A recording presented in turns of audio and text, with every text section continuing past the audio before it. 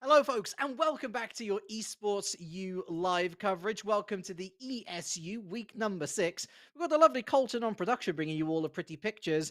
I'm your new face for the week, Relic, and I've got the lovely, deepest voice in all of esports, Ah, Pyro J, alongside me. Pyro, it's a pleasure to meet you, to be working with you, and especially at a crucial time in this season, in this group that we're covering here today.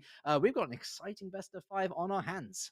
we do. And crucial, you really can't understate it at this point. We're in those final weeks of the NJCAAE here. And with only the two top teams making it out of this group stage into the postseason, albeit maybe a third place tiebreaker, it's pretty cutthroat. And we're looking at two of the top teams in group number 4 right now. St. Clair County sitting at a 4-1 record, and Trinity Valley sitting at a 5-0 undefeated Relic. This is a match where I just can't wait to see how they clash, because one of these teams, I feel like Trinity has to go get a loss at some point, and matching up against St. Clair, that could be their best chance to maybe find that loss.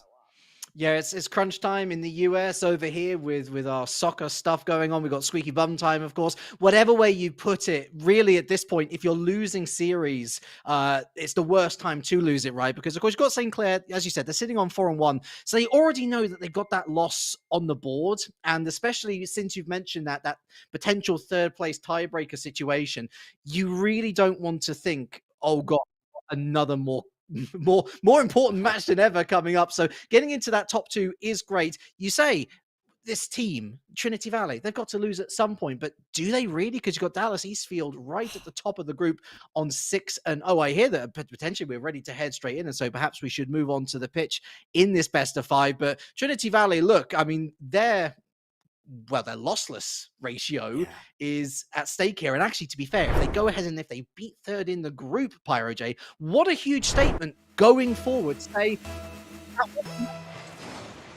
Earth is ours for the taking now. Yeah, it would absolutely be theirs for the taking, but honestly, I'm looking for a statement out of TVCC tonight. Yes, they're 5-0, Relic, but 2 of those are forfeits from what I saw, and another is a bye week win. So really, I need themselves to prove it against another top team like St. Clair. This is their moment to do that. If TVCC want to prove Trinity Valley that they are the top team, this is the time to do it. And we're going to do it in style here tonight, Relic. I'm already seeing a nomad on the field for Trinity. I love it. I'm so happy. I am the car. Listen, when I am the car dude, I am a Flakes stan. I love any special vehicle taking to the pitch. So to have the newest one of the rostrum here today, well, I hope that it works out for Truly Salmon. So far, it's been a pretty standard affair in terms of Rocket League. It's game 1. You're trying to gauge your opponents. It's an important match as well. And that all-important first goal could make the difference. It goes the way of Trinity Valley. Havoc with the go-ahead. Yeah, it was a little too calm, little too quiet here, and you saw the defense just getting a little too situated there on the back line. A zinger came out and allowed for Trinity Valley to strike first. The undefeated team gets first blood here in the best of 5 of NJCAAE, and they're looking for more. Yeah, right now looking at Clair County, a little bit difficult for them to try and move out. A nice idea from Sam actually moving in field, but Zesty's going to try and counter-attack here. Gets past one really nice idea, but the clearance is a little bit too easy. Forces Jake onto the retreat here, into the corner, gets that 100 boost, but leaves possession to Ikes. It's another infield pass, no one willing to commit to this, as it's gone sideward once again, loose once again, and look at that blue team all huddled up. It's a save away, but playing a little bit too passive for my liking. Passive and clumpy. A lot of blue in one zone, and all it takes really is a long clear for Trinity to start this possession that's just never ending. We're waiting for that chance for St. Clair to capitalize, and maybe with a clear here they can do that, but can they maintain possession the same way that St. Clair does? It looks like maybe not. They're giving up a lot of possession. Looks like they're going the way of Route 1 Rocket League. It's basically go from your own half and launch it downfield and hope that there's someone to figure out the rest. There's Havoc there. That was a bit loose as Truly Sam denies another. Finally, some shots on the board for St. Clair County. Ike's is going to leave this, and Zesty almost slips it in underneath the crossbar. The clearance away is not good enough. It's truly Sam again stepping in to convert that clearance into something a little bit more substantial. But nice to see some creative ideas coming out from St. Clair Pyro. Nice to see them showing a bit of initiative. 2 minutes 20 left on the clock. That's still plenty of time to find themselves an equalizer. Yeah, we're finally getting that back and forth and maybe even chances as well. Ratsiuk looking to take advantage himself with a pass off of the backboard. Not going to be enough. They're not afraid to get physical either, truly, Sam. The one with majority of the clears here for Trinity Valley, the one to transition the possession in their favor, is taken out of the field. And look at him getting the pass out there as well. Opportunities galore here for Trinity Valley, as again the chance denied by Zesty. It's still a 1-point game and some back and forth for St. Clair, so we're getting these chances. They just got to finish them. Utilizing a lot of boost there, Jake, to get it upfield. Helped up by Ratsiuk. Truly Sam, was in a difficult position. Ike's actually coming out there, really bailing him out with a strong clearance at that. It's forced into the blue half once again. And that's a miscontrol. Havoc lurking. Palmed away by Zesty, but Trinity Valley looking to wind up the gears once again, trying to find a second goal that really would give them a bit of daylight. Zesty again on hand to put it over to the corner. This is all they can do for now. Backboard hit. Is there a follow-up? Yes, but another strong clearance sees St. Clair keep it at a 1-goal game. These communication breakdowns happening, though, for St. Clair as they try to move into another shooting opportunity. We've seen double commits. We've seen stronger rotations out of Trinity Valley, but maybe just a crashing on the boards could be enough for St. Clair. They won't find it that time as Trinity Valley clumping up on the goal line, but that's not going to be enough. Zesty comes in with a heater to equalize. As this game was going on, you got the impression it was going to be this man making something happen. He latches onto this one. It's a simple enough shot. He catches out the defense in rotation. And to be fair, based on what we've seen thus far, St. Clair have at least deserved this equalizer. Yes, it was a difficult first minute and a half, but great to see them bite back with intention. 45 seconds left now. Are we going to see an overtime for our opening game? In a reminder, this best of 5 scenario, this is dangerous. And gets a double commit here. Jake, nice flick up, but doesn't have any boost to follow it. Gives it up to Trinity Valley. 100 boost steal as well, but a much better clearance coming through from Zesty. Again, denied in the midfield line by Truly Sam. Dangerous, trying to get to 50. That's going to the backboard. Truly Sam looking for a cute little drop-down pass. He finds Havoc, who actually just clean out and misses the ball, and Zesty again throws it into the orange half for now. Gonna be a final chance here before we get to overtime, if even that. Truly Sam downfield past 2 defenders looking for the final shot, denied by Zesty. Who other than Zesty drops to the ground. One last chance. Ratsiuk to Zesty. Zesty back up again. All 3 members of Trinity Valley clashing onto that ball, and Jake will rest it down. Both teams surviving the firefight, and they say, let's duel it out in overtime. We got a good series, Pyro. We got a real good series on our hands. 1-1. And St. Clair and Trinity Valley, it was all Trinity, then St. Clair. And how about that drop-down shot as Jake puts this one away? It's very much 50-50 going into this overtime. And for those of you who don't really know the rules of overtime, pretty simple. Golden goal scenario. Score first, you win the game. Havoc over the top of 1. Zesty over to the side. Sam right back into the middle. Oh, that's straight to Ratsiuk, who misses the touch. Ikes gets a demo on Ratsiuk, actually, going for this backboard pass. Great clearance from Zesty, but there's Havoc to pick up the pieces round the corner. Again, loose ball, double commit. Ike's lurking, looking for that infield pass, misses the ball again. Mistakes coming out from both sides. Mistakes coming out, crucially, from St. Clair, who were ball watching more than they were goal mouth watching. Havoc scores, Trinity Valley gets the first game. Oh, the weight and the pressure of this unlimiting possession for Trinity Valley is going to be enough for them to get that final goal in overtime. The bigger cars win the challenge here, Relic. I can't help but to paint the dichotomy right now between Trinity Valley with the fattest car possible, and St. Clair had Zesty with the breakout, probably the flattest car indeed. So you said you're a vehicle aficionado here in Rocket League, Relic. I couldn't help but to paint that picture and say that Trinity with the big cars get the big win. Well, listen, in terms of flattest, I think you could probably go to the Mantis, perhaps the Batmobile, like the Batman v Superman Batmobile as well.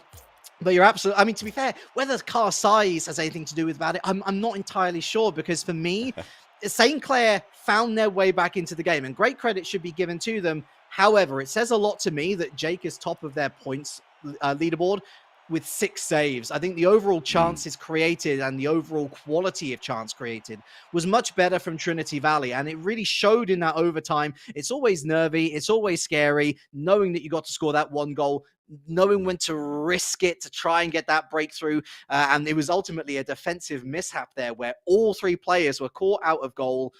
I wouldn't wager in saying ball chasing necessarily, but looking a little bit too intently at where the ball was going rather than looking that 2 steps ahead of them and thinking, well, maybe there's going to be a third man here coming in for that shot on an open net. As it turned out, truly Sam is truly spectacular at the beginning of this one, though. What a flick, 1-0 Trinity.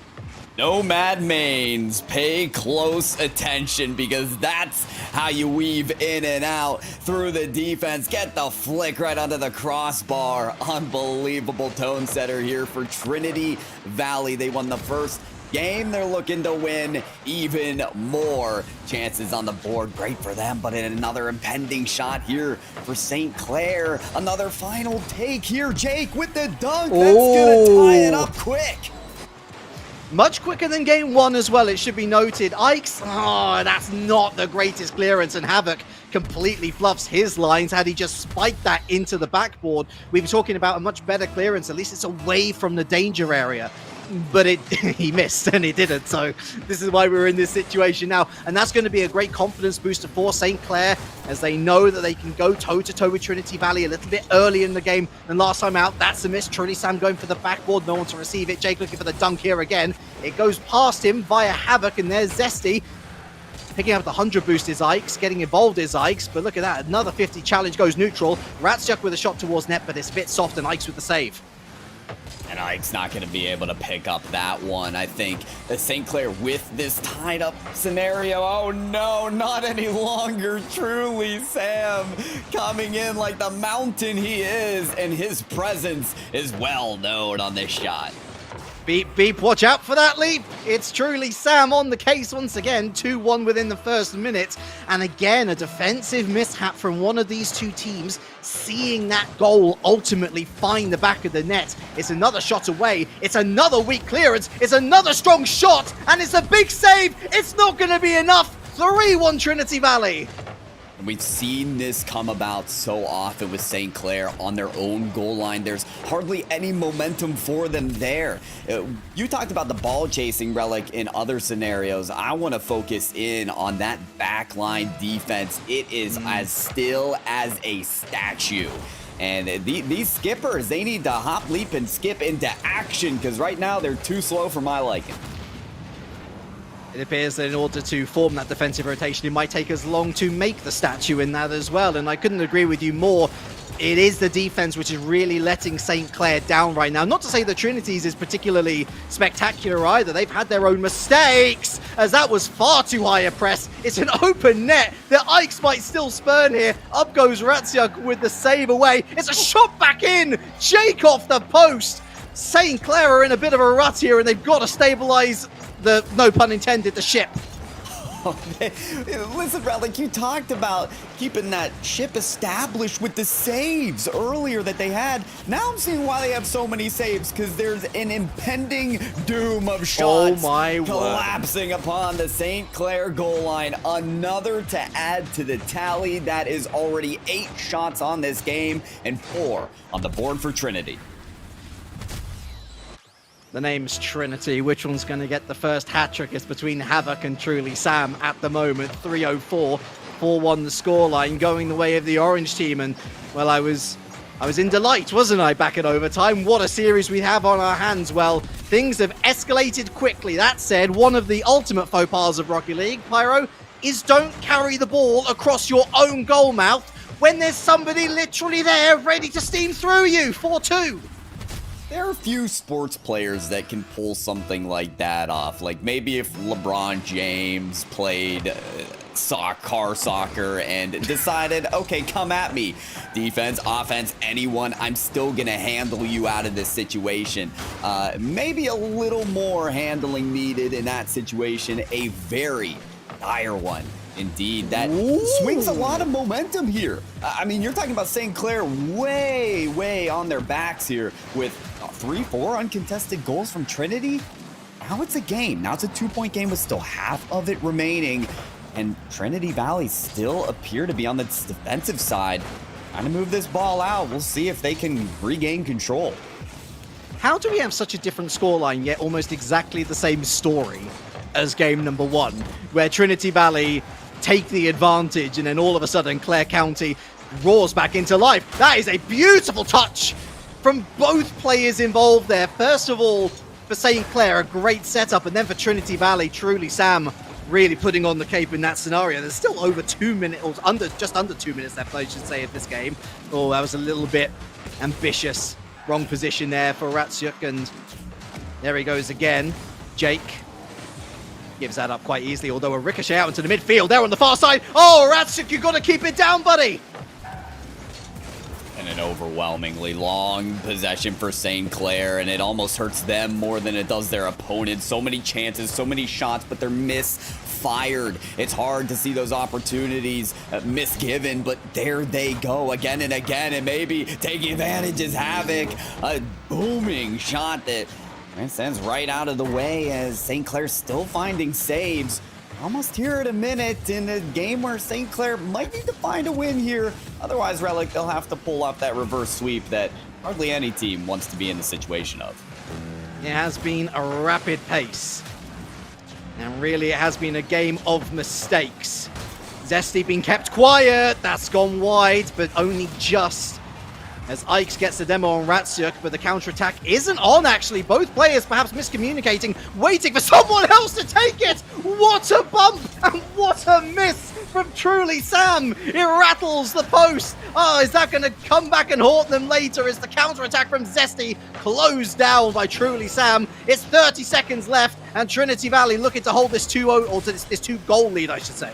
St. Clair want to leverage this mistake here, and they're trying, but they need to work at this time. It's a shot that goes away from Eggs, and what a redirect as well towards the net. More pressure impending upon St. Clair that is going to take away the time they need. Zesty looking to get it to Ratsyuk, but it is intercepted by Truly Sam, and the big-bodied car going to clear this back out to the half-court line. Time's wearing thin. There's no more chances now. Oh. Trinity Valley take game 2 and hold on to that 2-goal lead.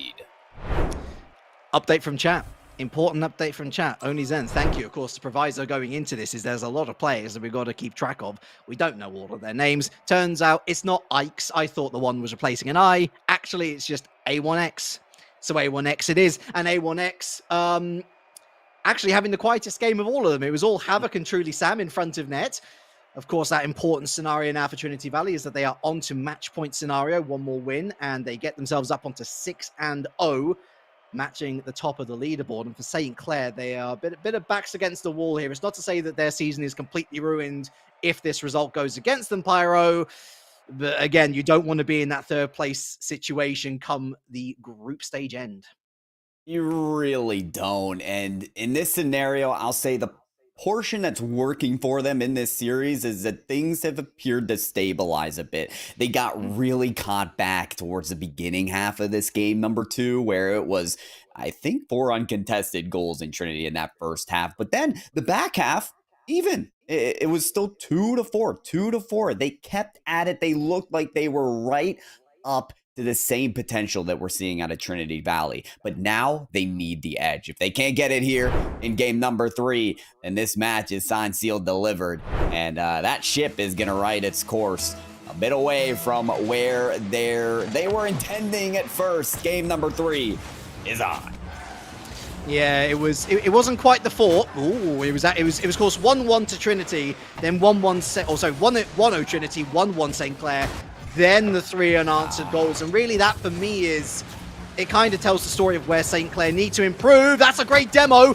That's a good save from Ratsyuk. For me, I need to see St. Clair taking the first lead of this game. I need to see them taking the series by the horns and just trying to get themselves a bit of an upper leverage here more than anything, because they've always had to be fighting from behind. They've not had a go-ahead situation themselves. And I think that's quite telling as to Trinity Valley's overall possession in the midfield. Again, their quality of chances much better overall. Though again, it's a similar situation to game number 1 here.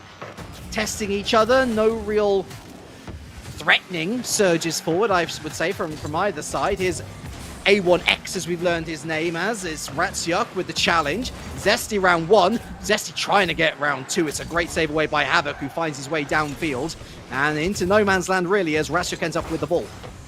Feels like we never took a pause between game number 2 and game number 3. Is that back half? A lot of no scoring back and forth, and here we are back again. Ooh, with nice that. Pinch. Maybe a team pinch can swing things into action here for St. Clair. Any momentum that they can gather will be useful because, as you said, Relic, the initial tone setter, oh, it could be big for them. And taking advantage of more misses from Trinity will help them as well. A tough miss there from Sam. There was a lot of this in the previous couple of games. Sideways clearances, which aren't the worst thing in the world if you're communicating with your team and they're ready to do, if they're ready to do something. Truly, Sam, I tell you what, St. Clair were lucky. If he had any boost, that might have been a beautiful redirect. That is not a beautiful whiff. Havoc is going to be gobbling this one up. 1-0 Trinity Valley. Taking advantage this time around. They're looking for those redirects. This is a team, Trinity Valley, that's not afraid to do the cherry picking. Head up field, wait for the clear, and dime it up. But hey, when you're not picking up those shots on the redirects, you're forcing some physicality on the back line. You're taking St. Clair out of their rhythm. And with the double commits, they could be out of their rhythm. But hey, more bodies on the ball, more chances to score, right, Relic? It's the citrus fruit that they needed to have a little sip of, really. Zesty was so quiet in game number 2 and finally back on the score sheet in game number 3. You're absolutely right. It was a double commit. It speaks to larger problems, perhaps not even miscommunication, lack of communication, which that is a big worry, especially when we're talking about the level of Rocketeers that we're seeing on the pitch. And again, the defensive rotation just breaks apart. A1X restores the lead. Defense rotations were trying to get there, but it was the bump from Uncle Sam that took out that last goalie. And what better car to get the physicality in order than an enormous monster machine coming right at you. You don't even try and jump or avoid the demolition. You just accept it at this point. I truly do. Imagine that's a scenario when you have a car like that running at you. They got the ball running at them right now for St. Clair. Trying to get this one away and regain control, but it's still firing away at him. Do you remember Monster Machines? Did you have them over in the US? I was thinking more Monsters Inc., you know, Scooby-Doo and that. I mean, they were tiny little cars. That was almost a tidy little goal, however, as Jake is saved away by Truly Sam. And here he is again. Lovely ball control. Lovely communication between these three, leaving it for A1X. It doesn't really it doesn't evolve into anything, but I like the idea. I don't like the double commit. I really don't like the open net. And that's an easy one for A1X. They are looking at the sweep. Mystery Machine was what I was thinking of from Scooby-Doo, and he's going to use that machine to get yet another bump on the final defender. They need a heartbeat sensor from Call of Duty in Rocket League, and they need it on Truly Sam. They need to know his location at all times because he is the difference maker, the opportunity creator right now for Trinity Valley. They are on a tear to try and get this final game win that could give them the sweep against the 4-1 St. Clair. And why not dime up another? Gotta say, color me impressed. Color me very much impressed. This could have been a real banana peel of a game, a real banana peel of a series for Trinity Valley when you're so close to securing a playoff spot. It's week 6 of 9, remember, folks. And so not many more opportunities to get wins on the board now, but they are playing with aplomb. You can tell, oh my word, that was some late heroics from A1X. Ratsyuk not able to punish. You can tell that they have plenty of fans in chat, that is for sure, and lovely to see all of you out here. They're out here, Relic, to jeer for their team, to do the magic. Right now, they got to do it on their back line, though. It's Zesty, the look for it. Ratsiuk to set up another opportunity. Jake looking at a shot here, and that's just gonna be enough. A floater, a lob to pick up, and new hope for St. Clair. But will the Empire strike back? That is the question. 59 seconds, the Lions' share of a minute to score 2 goals. Not impossible. However, I need to see a goal quick. I need to see a goal in the next 20 seconds to feel any sort of optimism about this potential comeback. Because let's be fair, St. Clair has been in this situation before. They've been in a 4-2 situation before. They haven't been in a 5-2 situation before. That might just be the dagger into the heart. And what better than Sam utilizing that car like an octane, and Zesty, kind of a ridiculous angle as well. Listen, you gotta pull off the sharpest of plays in the most dire of times. It's when you have to reach your full potential as a player, when your back's against the wall, when you have to make that magic happen. These players from Trinity Valley, they know how to clutch up, ice out, and make these plays happen. Beautiful shot to put him in a 3-goal lead in the final 30. It's looking good for Trinity.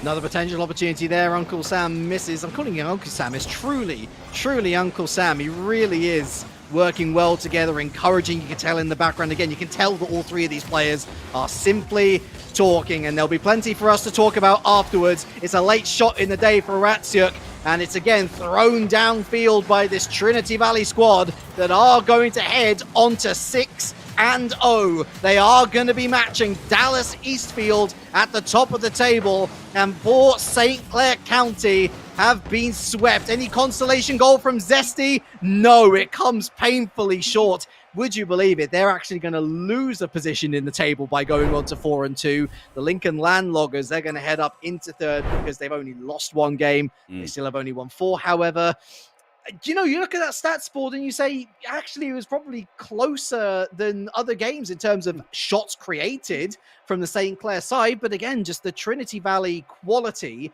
up against the St. Clair lack of quality in defense. That was really the big difference maker for me. And again, Trinity Valley didn't have to play great defensively to secure the win on all 3 occasions. Right, yeah. Defensiveness is going to be useful, but when you have such offensive production from Trinity, it's just overwhelming enough to take the win. And especially from Truly Sam, we're talking 4 assists. We talked about him being the opportunity creator, rallying the troops, and boy, there's no better way to do that than to get the playmaker title and more. So Trinity Valley, I'll admit, I doubted them at the beginning with some of the FFs, some of the bye weeks, but man, they are proving us that they truly are an undefeated team. That's exactly the way they look today, Relic. A1X, probably the fans' favorite. Truly Sam gets the MVP from me just for choosing the Nomad. No other reason. You played well done, but you chose the best car. Question for chat, though. Are we going to have an interview? We're going to find out after this break, so stay put and we'll see you on the other side.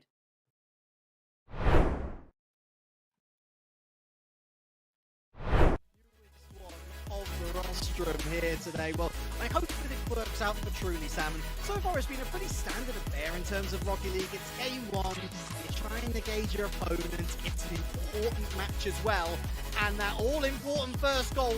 Double commits we've seen. The strong rotation down at Trinity Valley, but maybe just a crashing on the boards could be enough for St. Clair. They won't find it that time as Trinity Valley clumping up on the goal line, but that's not going to be enough. Zesty comes in. Ratsiuk actually going for this backboard pass. Great clearance from Zesty, but there's Havoc to pick up the pieces round the corner. Again, loose ball, double commit. Ike's lurking, looking for that infield pass, misses the ball again. Mistakes coming out from both sides. Mistakes coming out, crucially from St. Clair. Looking at 2 steps ahead of them, thinking, well, maybe there's going to be a 3rd man here coming in for that shot on an open net. It turned out Truly Sam. Trinity Valley, they won the first game. They're looking to win even more. Chances on the board, great for them, but another impending shot here for St. Clair. Another final break here, Jake, with the dunk. Oh, neutral. Ratsiuk with a shot towards net, but it's hit soft and Ice with the save. And Ike's not going to be able to pick up that one. I think the St. Clair with this tied up scenario. Oh no, not any longer, truly. Oh, ultimately find the back of the net. It's another shot away. It's another weak clearance. It's another strong shot. And it's a big save. It's not going to be enough. Like you talked about keeping that ship established with the saves earlier that they had. Now I see why they have so many saves, because there's an impending doom of shots collapsing upon the way of the orange team. And well, I was in delight, wasn't I, back at overtime? What a series we have on our hands. Well, things have escalated quickly. That said, games, sideways clearances, which aren't the worst thing in the world if you're communicating with your team and they're ready to do, if they're ready to do something. Truly, Sam, I tell you what, St. Clair were lucky. If he had any boost, that might have been a beautiful redirect. Physicality on the back line. You're taking St. Clair out of their rhythm, and with the double commit, no way out of their rhythm. But hey, more bodies on the ball, more chances to score, right, Raul? It's the citrus fruit that they need. Double commit. It speaks to larger problems, perhaps not even miscommunication, lack of communication, which that is a big worry, especially when we're talking about the level of Rocketeers that we're seeing on the pitch. These three, leaving it for A1X, it doesn't really it doesn't evolve into anything, but I like the idea. I don't like the double commit. I really don't like the open net. And that's an easy one for A1. Is the difference maker, the opportunity creator right now for Trinity Valley. They are on a tear to try and get this final game win that could give them the sweep against the 4-1 St. Clair. And watch here, Relic to cheer for their team to do the magic. Right now they got to do it on their back line though. That's the look for it. Razia to set up another opportunity. Jake looking at a shot here, and that's just okay. See a goal. Wait, I need to see a goal in the next 20 seconds to feel any sort of optimism about this potential comeback, because let's be fair, St. Clair has been in this situation before. They've been in a 4-2 situation before. They haven't been in a...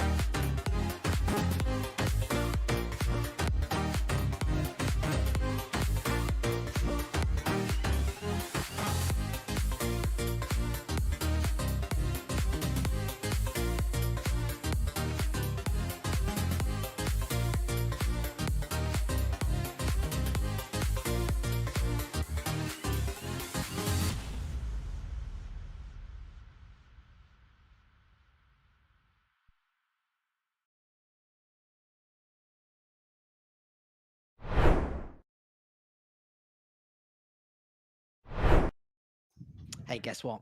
It's interview time. It's myself, Relic. I'm joined by Pyro J, the lovely Colton on production, and it's time to talk to the fans' favorite. Let's have a little chat with A1X, shall we? A1X, of course, part of the Trinity College team that just put out St. Clair in a sweep. One of the things which I was picking up on throughout that entire series, A1, was it just seemed like you guys were vibing together beautifully, talking a lot. Do you think that communication Yes. is one of your greatest strengths? And actually, are there any other strengths that you feel that you have on your fellow competitors? Oh yeah, our communication has been on top notch lately, and that was the one thing we've been focusing on, especially since last semester, because communication in all games, honestly, is very important. So I take communication very seriously in Rocket League, especially when a lot of teams that I've noticed do double commit and they seem to panic and everything, and I try to get us to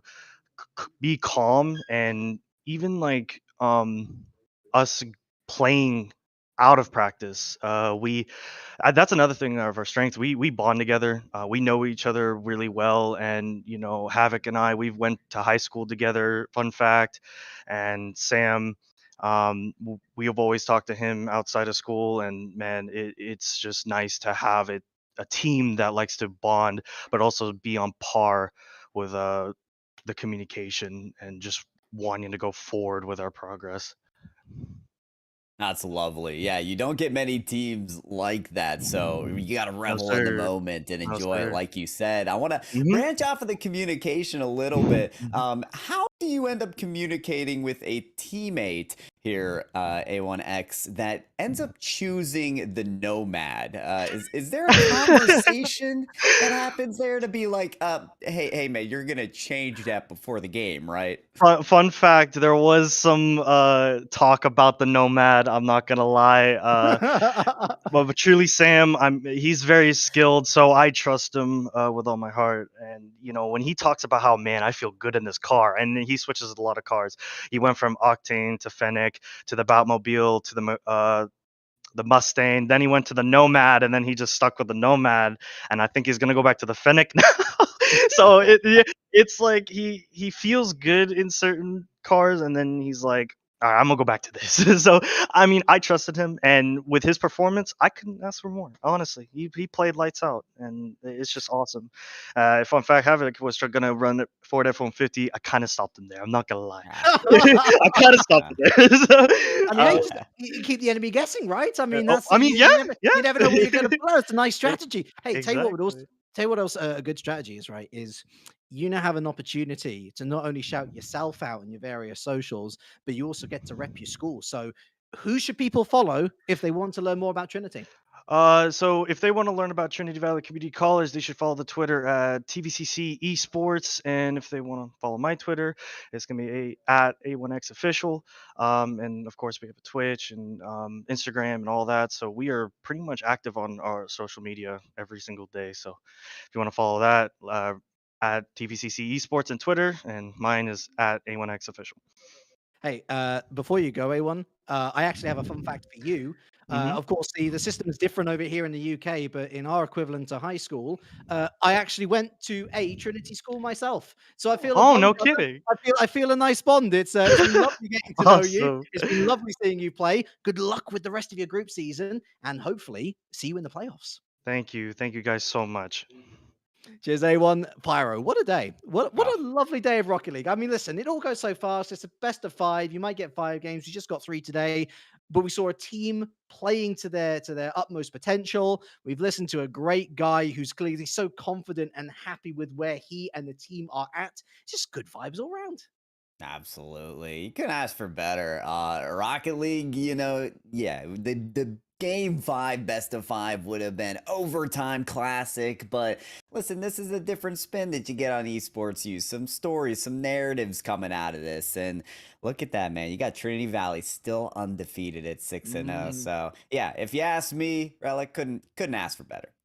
And you know what? I couldn't but ask for a better audience. You've all been absolutely fantastic out there. So give yourselves a pat on the back. I couldn't have asked for a better co-commentator with me today. It's been lovely working with you, Pyro. It's been fantastic. It's been great sharing the not just the virtual booth with yourself, but of course the wonderful Colton, who's been fantastic on production. He's been wonderful. And hey, guess what? The esports U action doesn't stop here because okay, it's about 1/2 past now. Well, if you wait 30 minutes and you come back to the stream, we got some Super Smash Brothers Ultimate coming away. We got the ECAC. We got the lovely Daxity. We got the lovely Soy coming at you with that action. So be sure to give us a follow, give us a subscribe if you're feeling cheeky, and be sure to enjoy some lovely Super Smash Brothers action. We hope that you've enjoyed the action here with Rocket League. There is more later in the week with all sorts of games on display. This has been Esports U. I've just been Relic, and from all of us here, it is a very warm goodbye.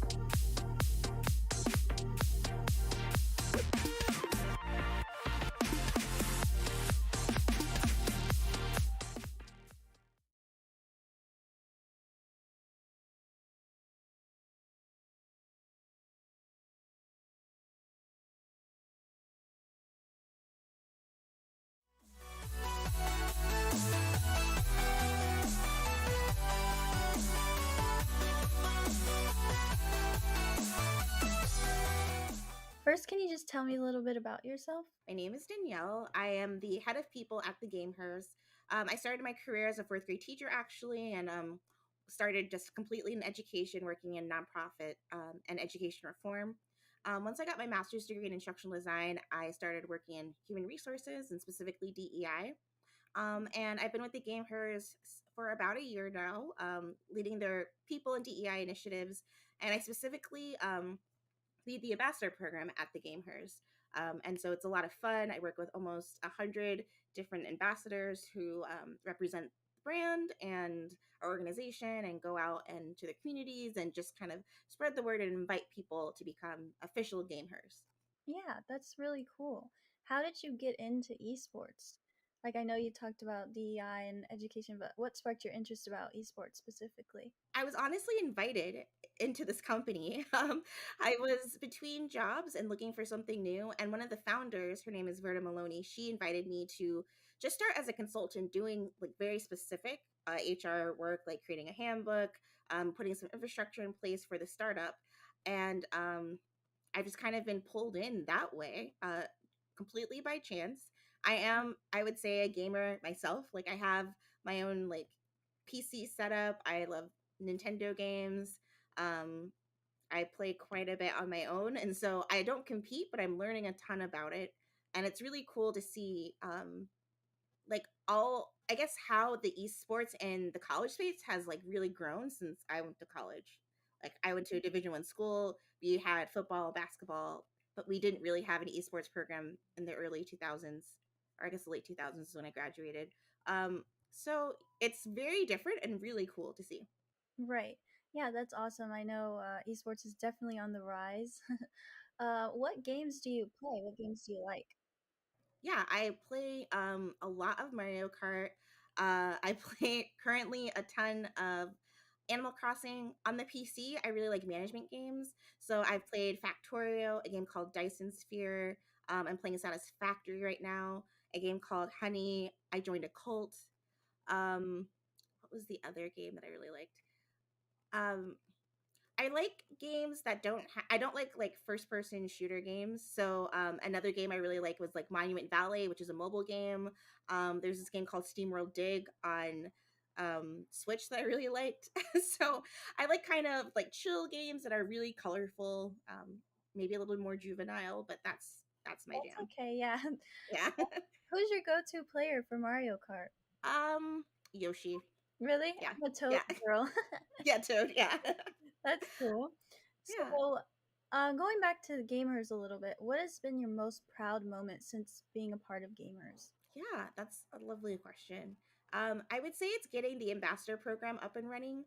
So when we have an app at the Game Hers and the Game Hers realize like we need some people to represent like the behavior and kind of model exactly how we want the app to feel. And so we started with just some of the beta users in the app and asked them to become ambassadors. And then I got this amazing group of maybe 40 people who were excited about the app and excited about our community, and kind of getting them together. We feel like a real family. Like I actually talk to them every single day. They're people I can rely on, the people I game with. So we play a lot of Among Us and Dead by Daylight. I think that's the name of it.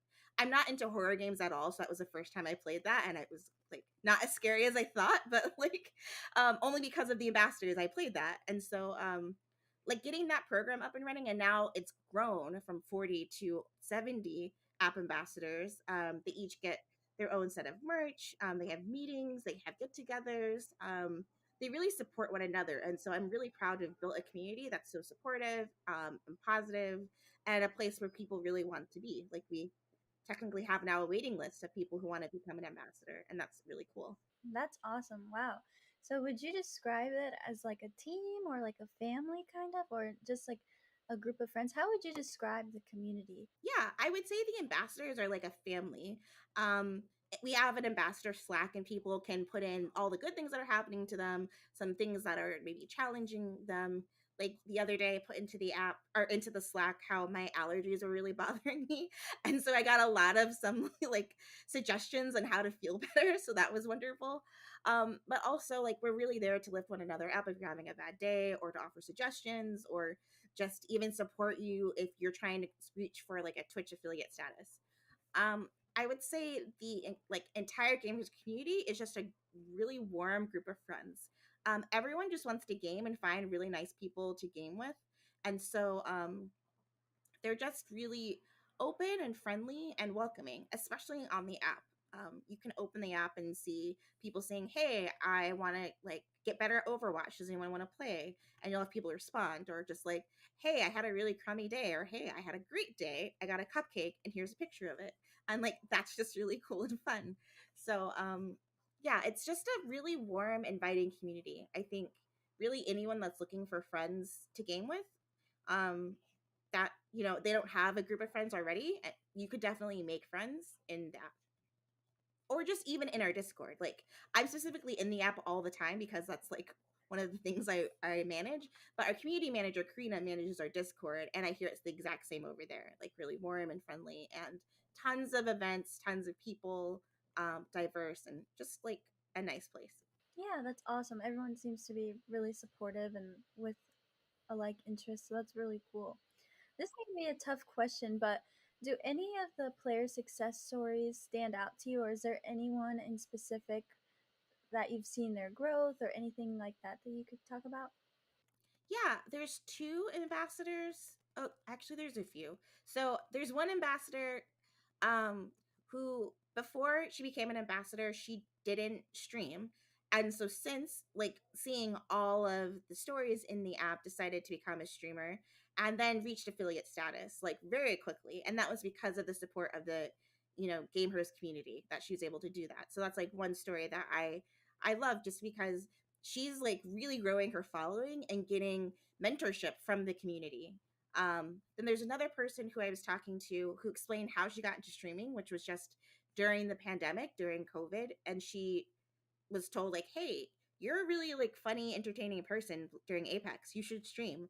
And so she just started with like her HP laptop and like she told me an Elgato and like just started, and that's how she got into it. And she has grown her platform to over 1,000 people. Um, yeah.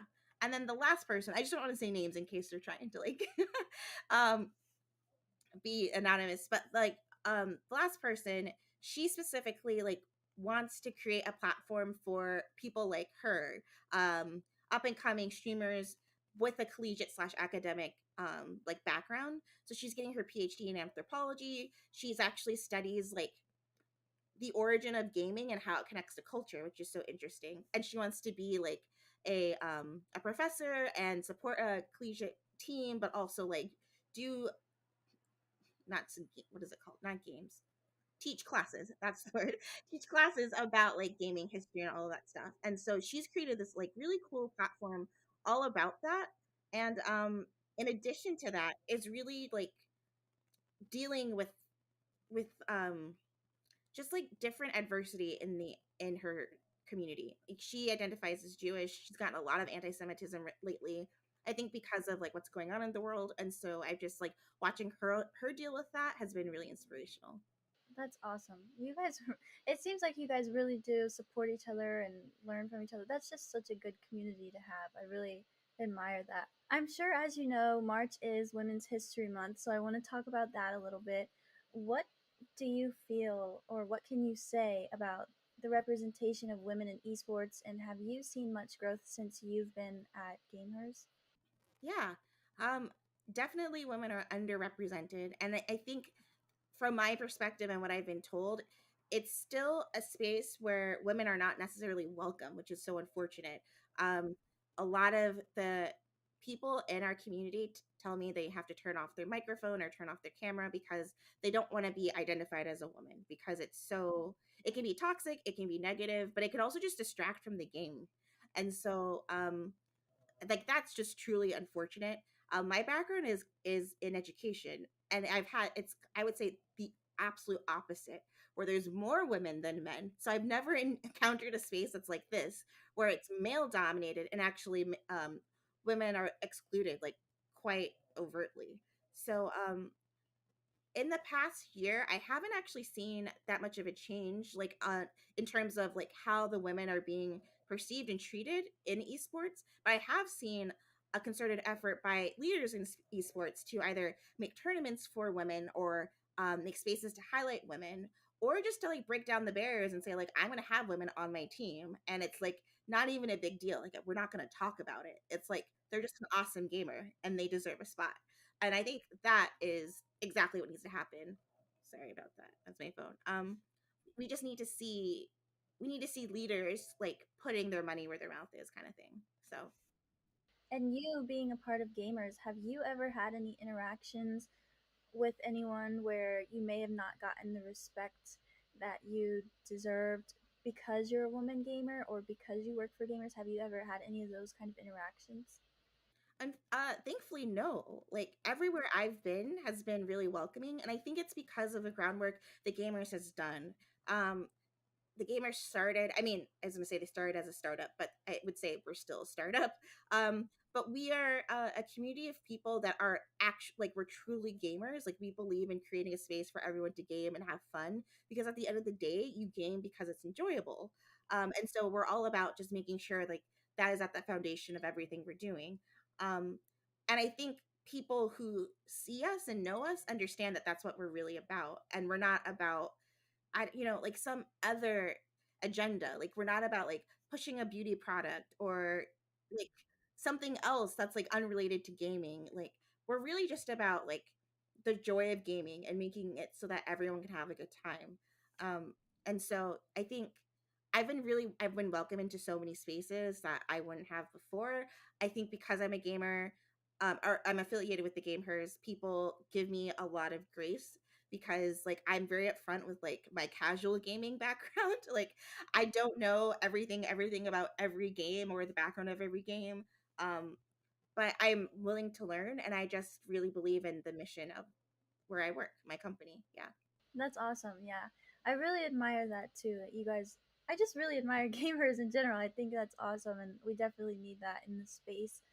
Um, I don't really have any more questions except is there anything else that you want to say or want the world to know either about you personally or gamers that you would like to put out there? Yeah, I think the only not the only there's tons of things happening with the game heroes, but something that's big that's happened recently is we just launched a collegiate space specifically for college age gamers and like collegiate esports teams. I think that's like the correct term. So we have a Discord where like college age gamers can find people to game with. We have colleges from all across the country, like in every time zone, I believe. And then we also have a space for collegiate esports teams and their coaches to either like connect or scrimmage or anything, just to learn from one another. And I think that's a nice space that maybe does not exist right now. It's truly a space where it's not competitive. It's about lifting one another up and giving people resources so that, you know, if you have a new team on your campus and you're experiencing adversity, this is a place where you can go to for support or help or advice or anything like that. So I just highly recommend that if you're interested in collegiate esports or you're on a collegiate esports team, check out our college program, check out the Discord, contact us because we have partnerships with individual schools and campuses, and just like come on in. We welcome everyone. You don't have to, you know, identify as a woman. We are a very open community. We have women, feminine identifying people. We even have men in our community. So I would say all are welcome and we would love to chat with you. That's awesome. And for those of who may be watching, should they go to your website or can anyone join the Discord? What next steps should they take? They should go to our website.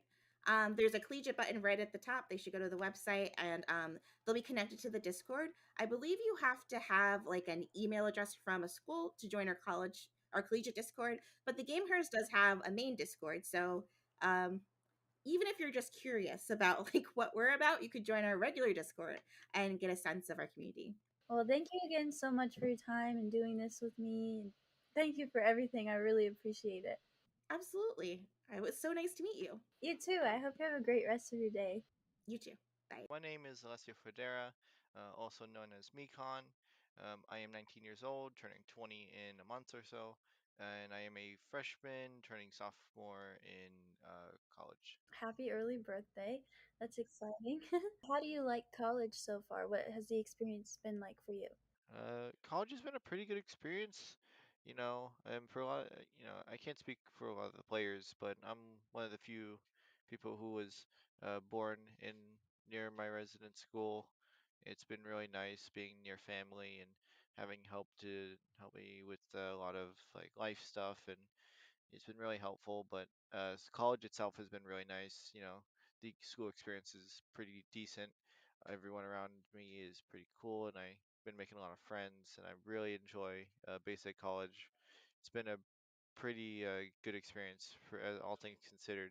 I really like I really like how the school is turning itself into an esports school, and that'll definitely attract a lot more new students into our program, and I think that's the most exciting thing about it. How has it been being a part of a collegiate team? It's been a very exciting experience. It's been very awesome just playing on a team, not just any like collegiate team. It's like one of the best Overwatch teams in collegiate teams in the country, and I'm very happy to be a part of that. We all get along. We like to joke around with each other during games, and but when it gets like serious and when we need to focus up against like a really good team, it's been, everyone's really up for it and everyone's like really excited to play with each other. and I'm also really excited for the future of the teams that we have here. It's gonna be awesome, and the school itself is gonna grow more and more, and we're gonna have more games, and I'm really happy, all things considered. So, what games do you play, or what is your main game? My main game is Overwatch, but when I feel like I want to, uh, on my free time, I'll play some other games like Elden Ring has been out for a little bit, and I've been dabbling on that for a little bit. That's what everyone is playing, but I like to chill on Football Manager when I'm just have nothing to do, or um, every now and again I'll play another multiplayer game like Valorant or whatnot. So, but my main game is Overwatch. It's the one I play on my collegiate team. So, how long have you been playing Overwatch? I've been playing Overwatch since season 5, which was probably July of 2017, June, July of that year.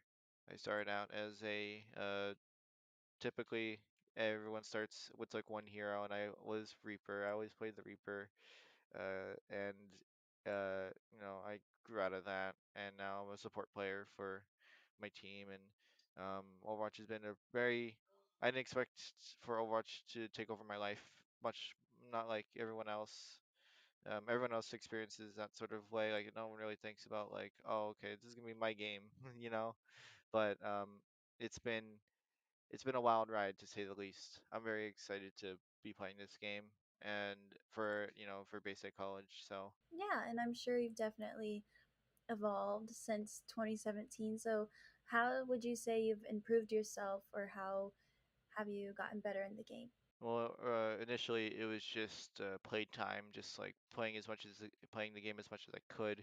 When I lived in Las Vegas before I moved to Boston, but playing, just keep playing the game, getting better, learning more stuff, and then now at this point, it's a lot of self reviewing, watching a lot of scrims and matches over, sometimes with myself, or sometimes with other coaches, sometimes with my coach.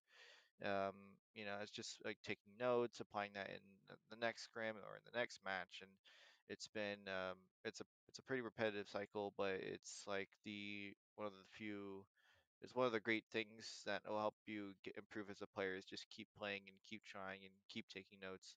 It really helps build, uh, I guess, it builds that mentality of I'm getting better and I'm learning, and that's what really sells playing like the game competitively. And practice makes perfect too. So, I'm sure over the years that's helped you as well. So, can you tell me a little bit about what you think about CECC and just how you feel about competing in general? Well, for the CECC, with the recent announcement of the Atlanta, Georgia LAN, which sounds like really exciting. I've never been to Atlanta, and I think the invitationals that are going to be happening soon are going to be really exciting. I know Southwest just wrapped up, so I'm really happy to be playing in that and potentially traveling to Atlanta, and we really all want to go. So like I think it'll be really fun. Um I think CECC is going to be probably really exciting. I'm glad that you guys are going to be running this tournament or running it in some capacity. So I'm really excited. I can't wait to see what the organization does in the future of collegiate. There might be more in different locations. As far as I'm aware, I don't know what's going to happen, but I think it'll be really fun. I can't wait to see what you guys will do. Yeah, definitely. We're really excited and we hope that we can see you guys in Atlanta as well. And I personally have never been to Atlanta either, so I am really looking forward to it. I think it'll be great for everyone, especially, a lot of the players haven't been able to go to a LAN event and then with COVID and everything, so it's super exciting for us too. But those are mainly all of my questions. Is there anything else that you'd like to end off with, or anything in general that you want the world to know about you or your team? For the team, for base 8, this isn't the last you've heard of us. You're going to see us pop off for sure. I think this isn't this is definitely like I I gotta word this somehow. Um, I'd say for me and for base 8, uh, it's not gonna last. It's not the last of. We're not going anywhere anytime soon. We're gonna be taking over collegiate as far as we know it. and we're gonna have lots and we're gonna have lots and lots of fun in Atlanta, in future lands, future games. Like we're gonna take over collegiate. Well, I hope you're right, and that's a great way to end it. So, thank you again so much for your time and doing this interview with me. I really appreciate it, and we hope to see you in Atlanta. My name is Dusty. I'm 24 years old, and uh, this is my first year at Bay State College and first year towards um, my bachelor's there. But I've been going to college for a few years now, or several years now. Cool. What are you studying? Right now, I am studying human resource management in Nice. business. Yeah. Do you like Bay State so far? Yes. Yeah. It's been pretty good so far. It's only been one quarter, but I like it so far. So. Where are you from? I'm from SoCal. I'm doing it uh, remotely from Southern California. So, what games do you play? What's your main game? My main game is Smash Brothers, and that's what I compete in. So Super Smash Brothers Ultimate. Okay. What character do you like? Wii Fit Trainer is my main character. So, how has it been being part of a collegiate team at Bay State? Have you been on a collegiate team before? I've been on teams before. I don't know if I've been on a collegiate team before. Um, I think this is my first collegiate team, but it is really nice, and the teammates are really supportive, and I've met some cool people, so that's nice. But I definitely do have experience like with teams, so uh, it's nothing like super new, but it's always good to be in a team, have that support. A fresh team. Yeah, that's cool. So, how long have you been playing Smash? I've been playing Smash for about like 7-ish years now. Well, I've kind of played it since I was like really young, but like competitively, I've played it like 7 years. I played since the release of Smash 4, which is the previous Smash game, and now I've played into Ultimate, so quite a while. What has been your proudest moment since playing Smash? That's hard to say because I've honestly had a lot of good moments. It's just I feel like every other week or every other month I have a new moment where I'm like, wow, that's the best I've ever played, which feels good and makes it, I keep going for stuff like that. But every time I play and I play a tournament set and it feels really good and I feel like I'm playing the best I've ever played. Probably each of those consecutive moments. I just had a tournament a couple weekends ago in Las Vegas where I placed ninth out of nearly 400, I think, and I think that was one of the best I've ever played, and that felt really good. So that was a really big accomplishment for me. So, you would definitely say over the past 7 years, you said that you've grown a lot in the game? Yeah, I think I've grown a lot in the game, and I think I've also grown a lot just as a person too. Just like competition in general, there's a lot of learning, and there's a lot of you know a lot of ways to approach it. I've learned how to teach other people as well because I do coaching as well, stuff like that. Um, so I've learned a lot through Smash. Yeah, How long have you been doing the coaching part? coaching I've been doing maybe a year and a half ish, maybe almost 2 years. I'm actually not sure on the number. I think a year and a half is probably closer to the right one. But yeah, that's been a lot of fun too. It's really interesting because it gives you a different perspective on the game, and not only are you helping other people, but you kind of help yourself in a way too because you can kind of see things from a different perspective. So How would you describe yourself? Do you like competing more or playing?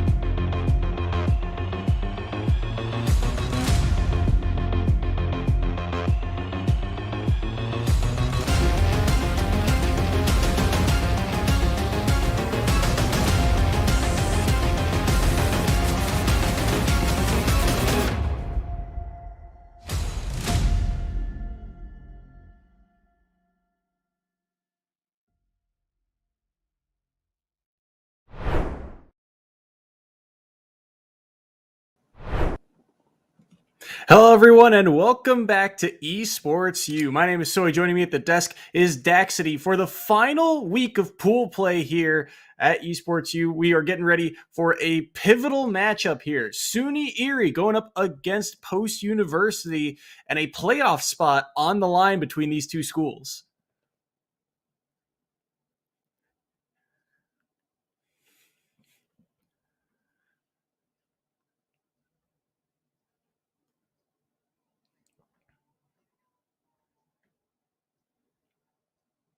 Yeah, these two teams have been playing for 8 weeks now, or 8 rounds of round robin play, and both have ended up, like you said, at 3-4. But that 4-win marker is what we're looking at, because that gets you inside that playoff bubble. Half of the teams make the playoffs, half the teams don't, and if you get to that 4-win marker, you are tied for that last seed in.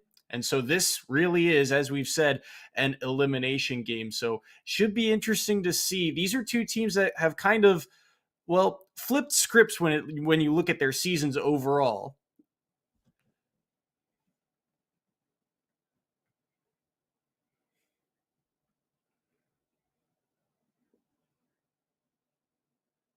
SUNY Erie, of course, they're on a 3-match losing streak coming into this one, but one of those losses against Pace University, who's second in the division, right? Whereas the Eagles on a 2-win streak against Thomas and Mansfield, but both these teams are 3-4 and 2-6 respectively. So on paper, these teams are pretty evenly matched, which I would say is to their benefit, right? No team's really coming into this with a super hard advantage, and considering they're both at 3-4, either of these teams can make it into the playoffs.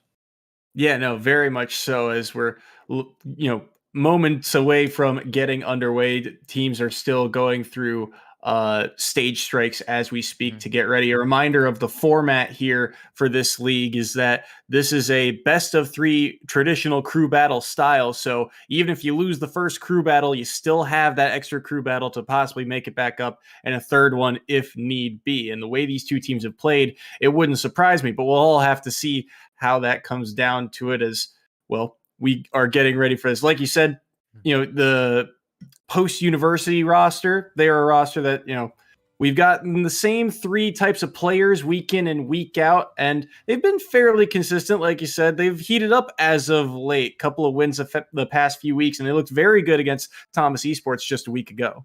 Yeah, and in a game like Ultimate, especially online, it's hard to stay consistent. So it certainly looks good coming into this set for them that they have 3 wins in a row under their belt. 2 wins under their belt coming into this. So I would say they would certainly have a good mental playing going into this as well. They played a team in Mansfield 2 weeks ago where they are, another team that's now 3-4 at the moment. So skill-wise, they're able to take on teams that are pretty evenly matched with them. And even in a huge division like this, being 2-6 at the very least means that you might have had a strong competition. So, certainly the Eagles have a good look coming into this. They have a solid roster of a pretty diverse cast of characters, likely going to be playing the Ike, Inkling, and Bowser, which might be matchups that SUNY Erie is just not ready to deal with, right? They're not, and Inkling is not a very common character these days. Ike and Bowser can be really tough to deal with on Wi-Fi. So coming into this one, I mean, Eagles might have the slight edge coming into this, and of course SUNY Erie definitely looking to change up things here, coming off of 3 straight losses. Looking to try and reverse that script here. You're seeing that's Random Eevee on the Inkling for the side of Post University, going to be the first player. On the flip side of that, you're seeing King K. Rool here. And this is a very different style of matchup. I mean, this is a classic, combo character versus a heavy. But King K. Rool can certainly pack a punch, as you're seeing here, off to a very early percent lead.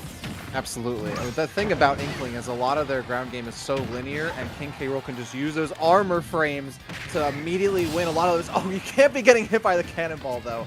But yeah, King K. Rool is a really hard character where you have those linear approaches to really, weave in and out of, those armor defensive strats that King K. Rool's going to use against you.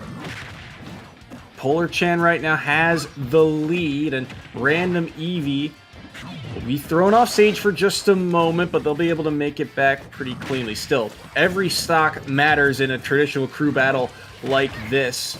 As long as you have one stock in the game, you stay alive, almost King of the Hill style. Oh my goodness, but he dipped a little bit too far off stage, and the back air spike lands. Great read. They could definitely tell that Random Eevee was committing a bit too much to the roller. Knew exactly where it was going to land at the end, and that back air was perfectly placed. Down throw, and Polar Chan trying to find a read there on the landing, but won't be able to get much. Forward air doesn't connect either there, and a opening here for Random Eevee. Gets the forward air around, finds a second one, but this is where things get dangerous. These heavy characters can really take a lot of hits. It's up to Inkling to really find that one strong hitbox to find a way to take the stock off the board, but also look at all the rage that's now built up. This is kill percent for the side of Random Eevee. If they don't find a way to take this stock, it's going to get very dangerous very quickly. Yep, one more hit and then a back throw might actually do this here. And certainly going to be looking forward. This crown has been absolutely devastating Random Eevee's approaches, which is making it difficult and forcing Random Eevee to spend jumps in neutral in order to get across. And when you start jumping, you're going to get hit by the up air. And that's exactly what happened. Polar Chan with the 3-0 on Pokemon Stadium. A 3-0 to start the day, and that's exactly what Erie was looking for there. They are now, well, up 3 stocks apiece. So not a strong showing off the bat, but I mean, Erie, on the other hand, Polar Chan looked fantastic. It felt like, just in general, everything was connecting. Everything was finding its mark. Yeah, that is so major to start off a crew battle, having your first player hold on to all of their stocks and get a 3 stock against that Inkling there. And King K. Rool is a scary character online, right? It's hard to whiff punish in this game, especially when there's added frames. And King K. Rool can throw out that crown, make it hard for you to try to commit to a dash, which we saw a lot in that game. Random Eevee just getting caught again and again on those dashes. And that percentage adds up, and then you have the added combination of Inkling being a lighter character. All of those things add together where you end up having a King K. Rool that's really hard to deal with. Polar Chan with an extremely awesome start here for their squad. And yeah, a 3 stock, nothing to scoff at. And now you get that chance for the side of Post to try and counter pick. Now that you have one of your players off the board, you got 2 people remaining here. Curious to see what the strategy is going forward, knowing that, hey, we are dealing with this King K. Rool. They are locked into that character until they've dropped all 3 of their remaining stocks. So between, from what we've seen, which has consistently been, the Inkling, the Ike, the Bowser, the Inkling's off the board. Ike or Bowser, is there one way you're leaning towards here, or maybe you want to keep one in your pocket? I mean, at this point, I don't think keeping any character in your pocket is an option, right? Like, you're already down by 3 entire stocks, so you want to get back into this as soon as you can. I think Bowser might be the way to go here. Bowser can really deal with King K. Rool just by throwing out forward air a lot of the time, and will be the heavier choice of those characters in terms of staying alive. So, I mean, the Ike could certainly do it. Ike has that little bit of extra range and has some of that burst potential that you might want to use against King K. Rool, but Bowser is just an easier character, I think, to approach with in that matchup. You might be able to deal with the crown a little easier, and you can commit to jumping in neutral because you have that forward air to work with. You have the up B on the ground to get yourself out of really sticky close quarters situations. So I would go with the Bowser personally, but we'll see. Maybe they want to save that Bowser in case the Ike can, do a 3 stock of their own. Entirely possible. It is at this portion of the game, for these schools, when you're at this level, it feels like it's a lot of comfort being a huge factor, trying to keep your players in the right mindset going in. And while down 3 stocks is not a great place to be, it can easily swing. We've seen time and time again in a game like this, sometimes all you need is one hit to be able to take a stock. Now, these aren't necessarily the characters for that type of play style, but it's still entirely possible. All you need is one good read. So we're waiting to see who will hop in here momentarily. On the flip side of that, you're looking at Erie's chances right now. This King K. Rool playing very well, but also playing very well to the advantages of King K. Rool, right? Heavies tend to last longer, and with all that rage, the amount of damage they can output in just a few hits, we didn't see a whole lot of clean combos outside of maybe 2 hits and then done, right? The fact that was the case, I think really played to Polar Chan's advantage. Absolutely. Right? With Inkling, you're expecting, grabs. You're looking for the roller as these combo starters or trying to catch an aerial. But King K. Rool was nullifying a lot of that. I mean, you saw Polar Chan was using the crown to stop any approaches and you have the armor from like Nair, for example, to get yourself out of any kind of sticky situation if you've committed to a jump. So in that case, the Inkling wasn't getting those combo stars that you need and wasn't getting the residual damage you need to kind of win that war of attrition. King K. Rool just landing every projectile, landing every grab. The aerials were coming through. I mean, that back air at the edge of the stage right there, that's a mental boomer right there, too. You get hit by that and you're rethinking a lot of things. So that is a huge start. This King K. Rool only needs to get one stock here, if that, to be doing really solid for their team. And we're going to Kalos as our next stage here. So you're going to have a lot of room to work with as well to continue to spam that crown, throw out the cannonballs, etc. So you'll have some opportunities to, extend this lead, not just hold on to it. And I also like the Kalos pick if you are King K. Rool. If you think about the ways that King K. Rool likes to take stocks, not typically off the top of the stage either. It's typically with spikes off the side of the screen. It's not typically off the ceiling. So I think this stage also kind of plays to their advantage. But the Bowser is the selection here for round number 2. And it's I believe this is Denny. Actually, sorry, this is Z or Z Money being locked in here for round 2 between these two, but he's off to an early deficit as Polarchan already a quick 70, make that 90 onto this first stock.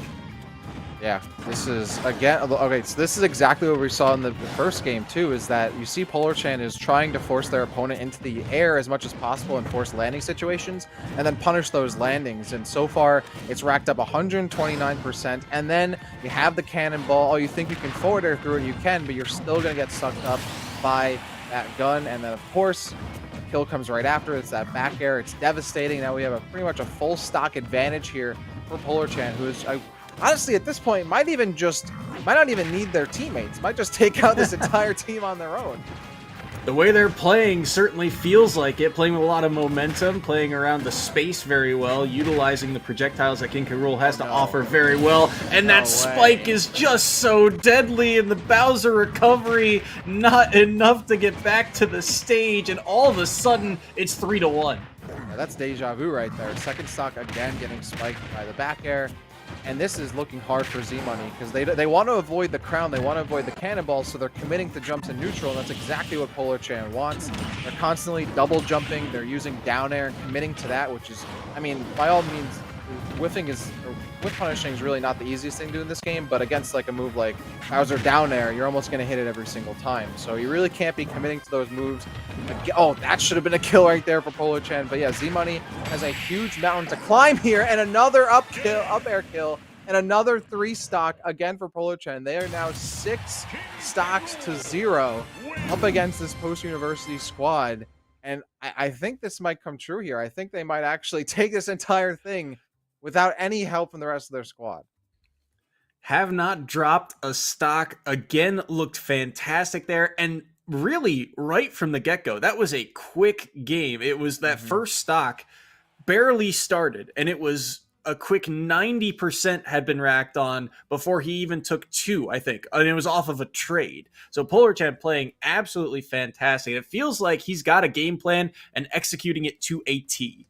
Absolutely. Knows exactly what their opponent's going to do because he's conditioning his opponents to jump, to not be shielding, and it's working out perfectly. King K. Rool is such a finicky character to work with because you feel like you're safe and shield at times, but you can get easily command grabbed. You think you can dash in, but you have the crown, and once you're inside, you think you can do damage, and you get armored.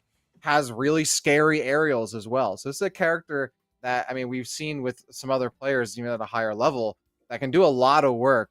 Like Kirby Kid, for example, is a really strong King K. Rool that can just do crazy work, especially if you're not experienced in the matchup. So when you have a player who's able to condition their opponents so efficiently, King K. Rool is one of the. It's like essentially like fighting a boss, which makes sense considering who King K. Rool is. But you're in that boss encounter, and you got to figure out the pattern. But the boss has got the pattern on you.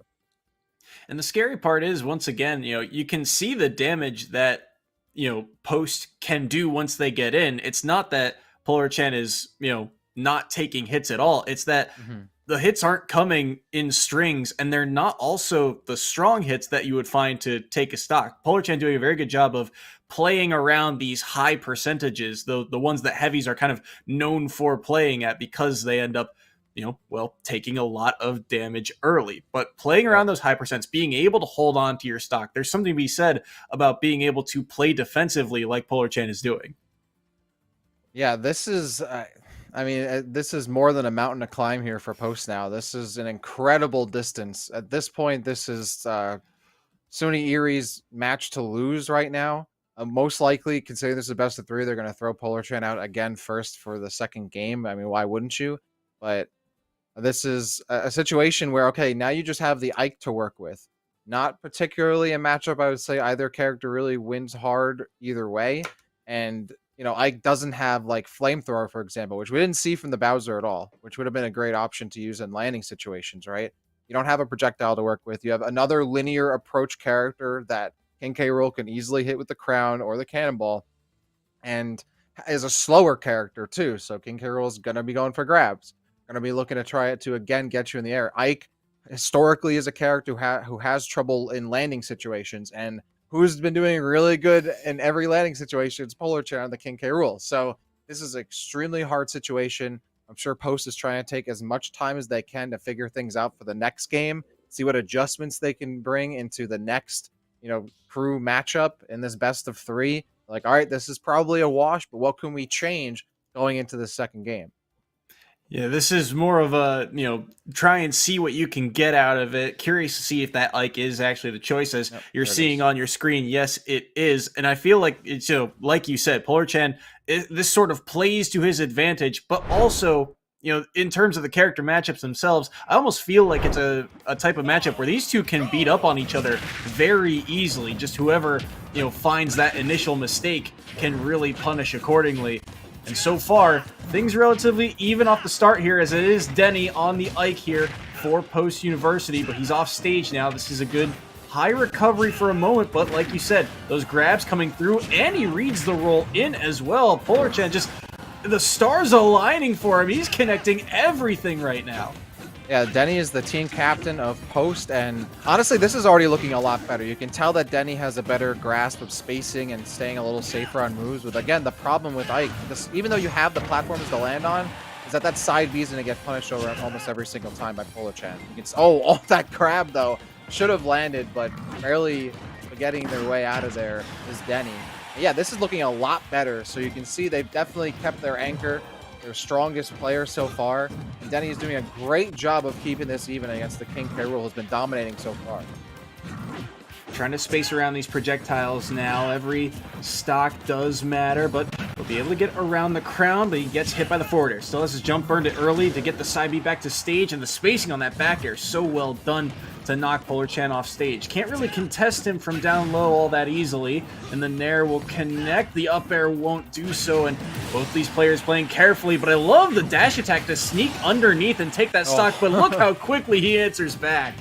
Hits him with the receipt almost immediately, but great job by Denny. I mean, these very well-spaced aerials on shield are almost entirely impossible for Polar Chan to punish with King K. Rool's normals, so this is doing Denny's playing a really good matchup right here so far, and is probably the best look they have. I wouldn't be surprised if they actually have Denny start next game to try to get a quicker advantage here, because they probably should have had Denny in earlier. They're dealing with this King K. Rool the best so far. Good back air combo right there. Forward smash not going to land. Like the idea to use the armor on that up B, but doesn't get much out of it. But pressuring on this corner still very well done. Can't connect the Nair. The dash attack actually beats out the back air from King K. Rool. Nearly gets reversed on him, but Polar Chan will be able to make it back. He'll armor back to stage and try and flip the situation on its head. But we've seen a lot of these early side Bs now from the side of Denny, and he gets punished for it there. The crown into the up air, the classic King K. Rool combo, and one more stock separates them from round 1. Yeah, Denny definitely was tunnel visioning a little bit there, trying to side B onto that platform, and did it just too many times and got punished for it. So now this is a little bit of extra credit opportunity here for Polar Chan to get some more. And even though they're not going to die anytime soon off their up B, they're getting so much good damage. And he already had now 84% off that counter now. And that side B almost getting punished. That could have been potential death there. Polar Chan is now in full control. And he's starting to slip just a little bit. Got to be careful here, but he does find the back air to put Polar Chan on his last stock. So right now, 101-0 in terms of that percentage. And It is up to Denny to make a play here along this ledge, but as you get back through all of these projectiles, good side beat back to ledge, and he'll escape to that platform for the moment. Early up B, this is going to be a grab, down throw. No, it'll be the up throw instead. Won't take the stock quite yet, but the side B in again nearly gets punished by the back air, and the full extension of the forward air will seal it away, and Polar Chan takes all 9 stocks and takes set 1 for Erie. Wow. One of the best cruise performances I've ever seen, really, in Smash Ultimate. Props to Polar Chan for an absolutely exquisite run right there. But you have to imagine now that Post is gonna change things up a little bit. If I were running that team, you put Denny in first, right? Denny had the best chance of changing things up. I mean, to be fair, we have no idea what's waiting in the wings for SUNY. Polar Chan might even be their best player. They're just their lead. So who knows who's waiting in the wings? But Denny had that better hold of spacing against King K. Rool, had some way better punishes than we've seen from the rest of the team, and kept things a lot closer. So I would have to imagine that they start out with the same matchup. It honestly could have gone either way at the end there, but you could tell that when Denny had an option, it wasn't working. They would keep trying it until it worked. And unfortunately, when you start to self-condition yourself there, you're going to get hit for it. Yeah, no, absolutely. And you could tell as that match was going on, Polar Chan was getting more and more wise to the fact that he was recovering high a lot of the time with those side Bs back to the platform, back to center stage, wherever it may be. And he ended up taking, I believe, the second to last stock with it. So it was still a very, it was a lot closer. But as you said, Polar Chan was in control, and we still don't know, half of the 2/3 of the roster, or that character select past Polar Chan. So in a matchup that, as we said, potential playoff hopes are on the line here, why not stick to what works here if you're the side of Erie and run Polar Chan again, see how far he can get in a set like this. But there's also that kind of question of strategy of, do you send in the best player first and trust the depth of your lineup down the line, or do you do what Post did and say, hold your best player for last to see what they're going up against and give them that opportunity to try and scout to give you that full advantage. Curious to see what the mindsets are going into the second set. Absolutely. There's certainly different ways you can approach it. Throughout the years, I've seen many a good crew team leave their best players to the end and be in a situation where the amount of stocks they have to make up is just too great for any player, right? Like, you might be as good as you possibly could be, but if you have to make up 6 or 7 stocks, no one's doing that, regardless of how much you scout. So I'm always of the part of the side who's like, put your best foot forward first, right? Like, get your best player out there, unless you're saving them for a particular matchup, which is also a pretty common thing, especially with larger crew teams. You want to kind of have your best player out there to give you that larger margin of error to work with later. Like, imagine Polar Chan hadn't won, against Denny in that initial get-go. You'd still have 6 other stocks to work with, and Denny had lost 2. So, like, it didn't matter if the other players weren't as good. They'd still be able to take 1 or 2 stocks on their own unless they're really getting battered. So, personally, I think they'd start with it first. I see, though, Random EV is joining back in the lobby, so they might be going back to that original lineup. Looks like it is. Okay. Yeah, it looks like it is going to be the same order. Polar Chan versus Eevee. So round number 1 was, as we've mentioned, Polar Chan's, it was his genesis in this game. He was really, kicking it up a whole notch in that first match against Random Eevee. But what are you looking for here differently as we get ready for set number 2? What are you looking for Eevee to change in their game plan? I would say just camp more, right? Like, the aggressive approach just wasn't working, especially on Pokemon Stadium 2, which against a character like King K. Rool, who was is obviously pretty wide, like, and just has a solid, like, close range around them. Like, you don't have a lot of room to work with. So if you're continually forcing the issue and getting hit, I think the best option is to slow things down, try to really think about every single movement and button you press, and camp it out. Inkling can camp, especially against a character like King K. Rool, who isn't very mobile. Like, stick to throwing out those bombs. Try to paint them up as best you can. Don't force the roller until high percent. I think that was the big thing about Random EV too, is that we're seeing the roller at super low percents where even if you land it, you're not getting a kill off it. You're not getting a ton of percentage off of it. Save that for later when you know that landing that roller is going to result in a kill confirm. with Inkling, you can, especially with a character who's faster than King K. Rool, just camp it out, get the seats down, pull out the marshmallows, get the fire going, start camping.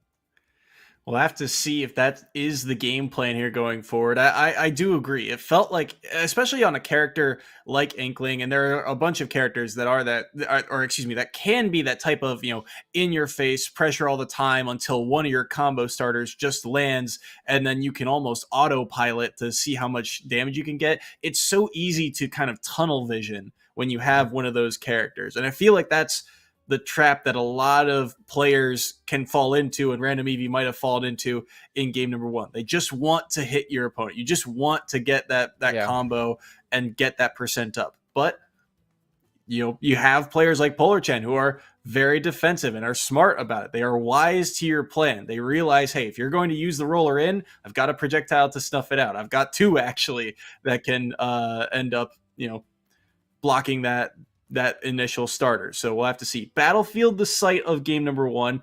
I do like this again for combos, but that is the big question, I think, moving forward, is can Random Eevee land those combo starters that they weren't able to find as much in that very first set? But as we get ready, here is set number 2 on Battlefield.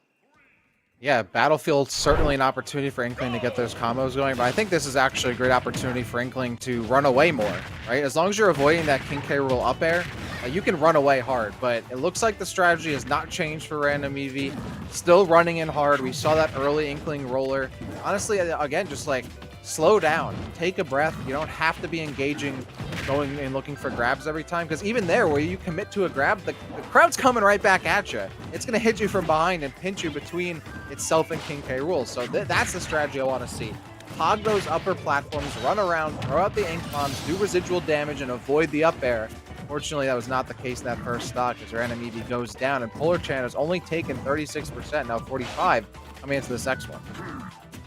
Have to see what Random Eevee can do. They find their first back air, but not going to get too much off of it. All of the projectiles landing, and once again, Polar Chan with another big lead here. Lapping percent as well. Back air lands 99 right now on Random Eevee. They'll up B back to the ledge, carefully gets around. The windbox actually kind of helps them, but they dash into the down smash, and Polar Chan on a tear. That's 10 stocks, I believe. Actually, sorry, 11 stocks right now, working on a 12th. Which is absolutely crazy. That this play, there's a really good chance we don't see the rest of this team, and it's just Polar Chan representing SUNY Erie. That's a huge flex. I would love to see the rest of the team here, but so far Polar Chan doesn't even seem to need too much of a game plan. Like this is just training mode right now. Like they're just hitting buttons and seeing what happens, and it's working out so far. They really don't have to worry about spacing things too hard, because Random Eevee's very close a lot of the time, hitting their shield very often, and unfortunately recovers way too low, can't up B back. And that is another 3 stock coming out from Polar Chan.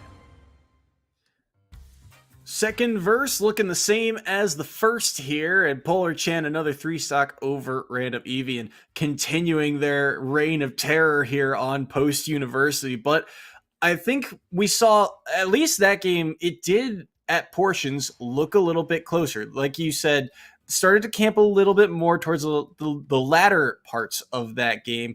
The problem was, again, finding a way in through all of the timings of the projectiles and even the spacing around the armor, things like that, just couldn't quite get that nailed down. Yeah, and with the added platforms being so close to each other too, sometimes it's even harder to land those jump-ins as well. So like you have the platform in the way that you have to take into consideration. You really can only jump in when King K. Rool's in the center of the stage. And of course, set you up for the up air, which we saw kill immediately from King K. Rool. So it's hard to deal with. I would say it wasn't necessarily a bad stage pick coming out of Pokemon Stadium, but just the game plan wasn't there. It was exactly what we saw from the first set, which was be super aggro and attack almost immediately, and that's exactly what Polar Chan wanted the entire time. And maybe part of that reason that you kind of, as I mentioned before, kind of tunnel vision on a rush in type of style is because they know the pressure of this game. They know a loss here could be the end of their regular season. This is a potential playoff game, or at least one and done for either of these schools. Win and you're in, lose and you are out of that playoff race. So that's got to be in the back of the minds of these players. And probably why we're seeing Polar Chan once again, well, take that starting role here for Erie. Oh, absolutely. I mean, if I were Erie, there's no way you move Polar Chan off of this, but I'm really surprised that Post did not change their lineup. I mean, having Denny out in the beginning absolutely meant that Polar Chan could have lost that first game of the second set. Like, it could have gone either way last time. I think we're going to be in another situation where Denny might be able to stack up against Polar Chan, but it's going to be too little too late. Even if Denny takes out Polar Chan, there's a good chance they lose one or two of their stocks, and then they still have to beat two other players. So it's a huge ask for their anchor to do that. If Denny had come in a little bit sooner, they would have at least stood a chance in terms of getting a solid stock advantage, but also getting a chance to see what the rest of SUNY Erie's lineup even looks like in the first place. So far, Polar Chan is just looking super comfortable. All of their confirms are landing. You can tell that they've practiced this a lot, and everything they need to be doing, King K. Rool, has been practiced, has been trained, has been prepared. So not only that, now they know exactly what to expect from the rest of the team of Post as well, right? Like, they have that download. They know what Denny's going to bring to the table, and they know what Z-Money is going to bring to the table. So now it's really on Post to be like, okay, how do we change things up with the same players that we've already played before and going back to PS2? We'll have to see here, as it looks like you are seeing Z in the lineup here for the second match. And I'm also curious, too, because of the time, between both sets, really, there's also that factor of, the great players can adapt seemingly just by flipping a switch mid-match. There wasn't a whole lot of time between set one and set two, and there isn't in this format, for your team to kind of regroup. You have to be able to be ready on the day. And right now, Polar Chan looks ready. His game plan looks, on point and ready to adapt to whatever is being thrown at him. That is the question here for Post, is can they change that game plan that they've come in with? Because right now, their backs are against the wall here as we get ready for game number 2. Not the end of the line quite yet, but Z-Money will see if he can get anything done here and put a mark onto Polar Chan. That stock count looking dangerous as Zach pushed to the corner here early in game 1.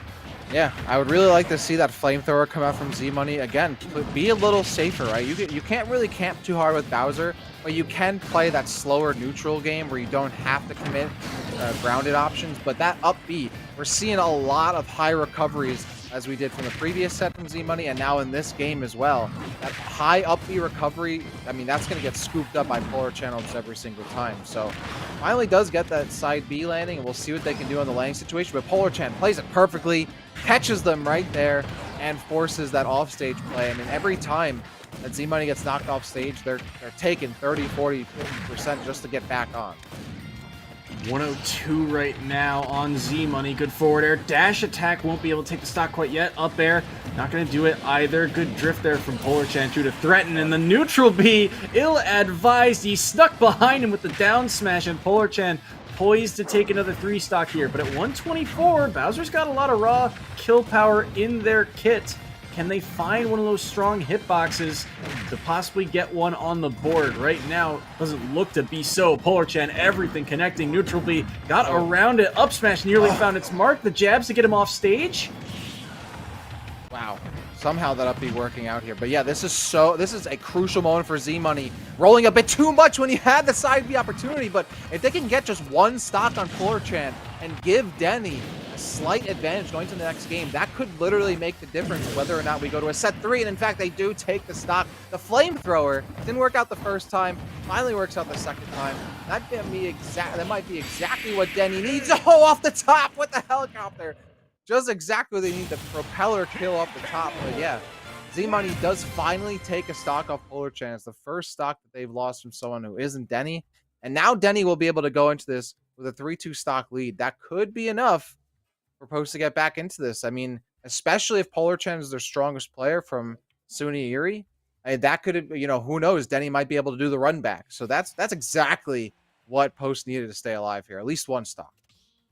Got one stock off the board, and I have to flash back to that first game of this second set. I mean, he was at about the same percentage, 124-ish, 125, and Eevee just could not find a solid hit to be able to take that stock and get one off the board. Now you have that advantage. Now you have that extra stock to work with here if you are Denny. And we remember that it was very close the last time these two met in that very Yep. first game. It did come down to the last stock. Denny was at about 100% if I remember correctly when it got to that last stock scenario, but we'll have to see what Denny can do here. Polar dropping his first stock to someone other than the tag of Denny.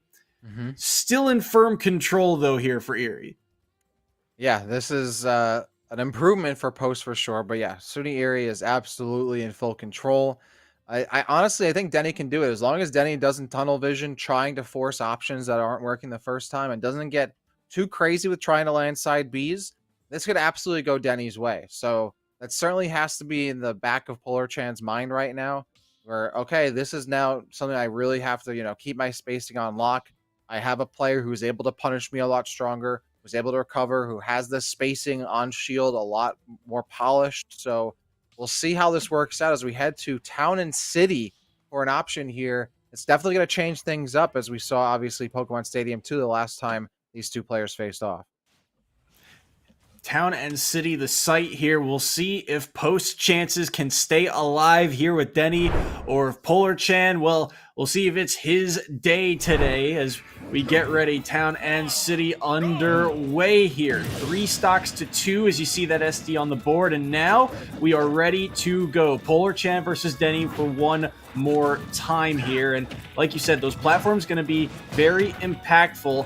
And you're seeing already Erie, or excuse me, yeah, it is Polar Chan. No very way. aware of the high recovery. It gets the perfect punish off the back of it, and Denny drops his first stop. Wow. Polar Chan's like, I'm down a stock, but let's just even the odds real quick. And making it as if that work had not been done the previous game.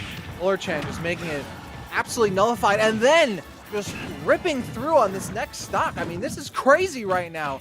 Denny just getting absolutely mollywopped right now. Can't get back on without taking a ton of damage. And Polar Chan racking up 100+%, looking for the edge cheese there. But this is now, again, all Polar Chan all day. That little bit of advantage that Post had is more than gone.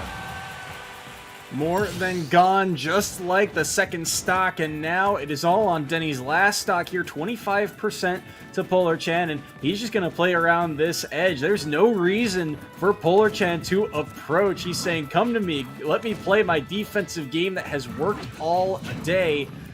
And now Denny has to find a way in once again. Nares won't connect, the side B will break through, but only for a moment, and that counter... very dangerous here, but here's the read on that high recovery. The side B will be able to get him back to stage just in time. Early up B, just barely saving Denny's life, but reminiscent of that first stock indeed. He's taken 56, make it 75. Side B sneaks underneath, just barely able to make it back as Denny. This is so scary, because if you're not going to get cheesed by those combos with the counter on the side, you might get sucked up by the blunderbuss and shot off stage. Like, Ike can definitely be caught up a river without a paddle here. You get sent too far flying, and this is just looking devastating. Polar Chan smartly going to recover super low and get stage control again, but one grab could be it until that race finally goes down. So now Polar Chan has to rack up a little bit more, but Denny putting themselves on the ledge right now and putting themselves at disadvantage for almost no reason, and Polar Chan will take that every single day. Back air trades, 130. Wanted the second helicopter of the day, but won't be able to find it. Up tilt, not going to be able to follow up. The forward air is enough to do it, and Polar Chan takes game 3 of set number 2 and gets the win for the Erie Wildcats. SUNY Erie represented, as far as we're concerned, by a single player.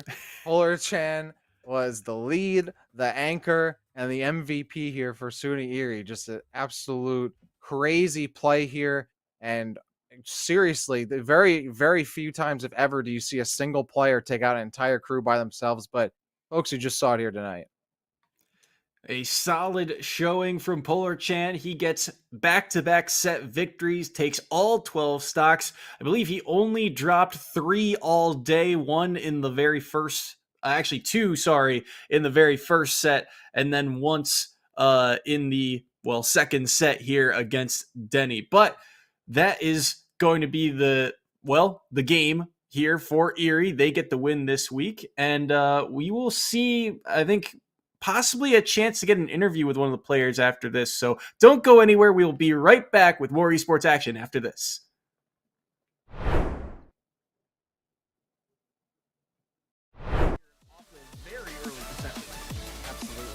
thing about Inkling is a lot of their ground game is so linear, and King Wilson just uses armor frame to immediately win a lot of those. Oh, you can't be getting hit by Thrown off stage for just a moment, but they'll be able to make it back pretty cleanly. Still, every stock matters in a traditional crew battle like this.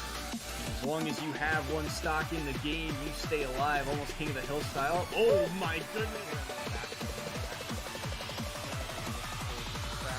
Absolutely devastating. Brandon Levy's approaches, making it difficult and forces Brandon Levy to spend something in order to get across. And when you start jumping, you get hit by the up air and force their opponent into the air as much as possible and force landing situations, and then punish those landings. And so far, it's racked up 129%. And then you have the cannonball. All you think you can forward air through, you can, but you're still going to get sucked up by that. Might not even need their teammates. Might just take out this entire team on their own. The way they're playing certainly feels like it, playing with a lot of momentum, playing around the space very well, utilizing the projectiles that King K. Rool has to offer very well, and that spike is just in this game, but against like a move like Bowser down there, you're almost going to hit it every single time. So you really can't be committing to those moves. Oh, that should have been a kill right there for Polar Chan. But yeah, Z-Money has a huge mountain to climb here, and another up air kill, and another back air so well done to knock Polar Chan off stage. Can't really contest him from down low all that easily, and the Nair will connect. The up air won't do so, and both these players playing carefully, but I love the dash attack to sneak underneath and take that stock, but look, beats up the back air from King K. Rool. Nearly gets reversed on him, but Polar Chan will be able to make it back. He'll armor back to stage and try and flip the situation on its head, but we've seen a lot of these early side Bs now from the side of Denny, and he gets punished for it there. Good side B back to ledge, and he'll escape to that platform for the moment. Early up B, this is going to be a grab, down throw. No, it'll be the up throw instead. Won't take the stock quite yet, but the side B in again, nearly gets punished by the back air, and the full extension of the forward air. Even there, where you commit to a grab, the crowd's coming right back at you. It's going to hit you from behind and pinch you between itself and King K. Rool. So that's the strategy I want to see. On those upper platforms, run around, throw out the ink bombs, do residual damage, and avoid the up air. Once again, Polar Chan with another big lead here. Lapping percent as well. Back air lands 99 right now on Random Eevee. They'll up B back to the ledge. Carefully gets around. The windbox actually kind of helps them, but they dash into the down smash. It seems to need too much of a game plan. Like this is just training mode right now. Like they're just hitting buttons and seeing what happens. And it's working out so far. They really don't have to worry about spacing things too hard, because Random Eevee is very close a lot of the time, hitting their shield very often. And push to the corner here early in game one. Yeah, I would really like to see that flamethrower come out from Z-Money. Again, be a little safer, right? You can't really camp too hard with Bowser, but you can play that slower neutral game where you don't have to commit grounded options, but that's off stage. They're taking 30, 40, 50% just to get back on. 102 right now on Z-Money. Good forward air. Dash attack won't be able to take the stock quite yet. Up air. Not going to do it either. Good drift there from Polar Chan to the threat. Out here. But yeah, this is a crucial moment for Z-Money. Rolling a bit too much when he had the side B opportunity, but if they can get just one stock on Polar Chan and give Denny slight advantage going to the next game, that could literally make the difference whether or not we go to the next game. That could literally make the difference whether or not we go to a set 3. And in fact, they do take the stock. The flamethrower didn't work out the first time. Finally works out the second time. That's going to be exactly, that might be exactly what Denny needs. Oh, off the top. What the hell? Now we are ready to go. Polar Chan versus Denny for one more time here. And like you said, those platforms going to be very impactful. And you're seeing already Erie, or excuse me, yeah, it is Polar Chan. No way. Polar Chan racking up 100+%, looking for the edge cheese there. But this is now, again, all Polar Chan all day. That little bit of advantage that Post had is more than gone. Fucked up by the blunderbuss and shot off stage. Like, Ike can definitely be caught up a river without a paddle here.